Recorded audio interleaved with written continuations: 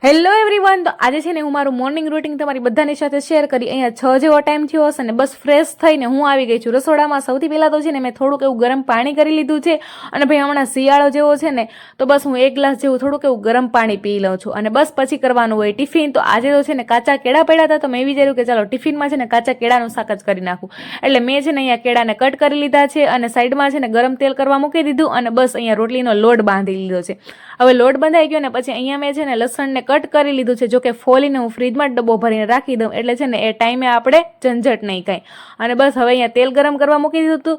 તો આપણે છે ને રાઈ, જીરું, લસણ નાખી અને સાથે છે ને કાચા કેળા નાખીને વઘાર કરી લીધો છે. હવે પ્લીઝ તમે કોઈ એવી કોમેન્ટ ના કરતા કે દીદી શાકમાં રાઈનો વઘાર ના હોય. હા, કે મને ખબર છે કે મારા પિયરમાં પણ છે ને ભાઈ શાકમાં રાઈનો વઘાર નથી કરતા, કે મારા સાસુ પણ શાકમાં રાઈનો વઘાર નથી કરતા.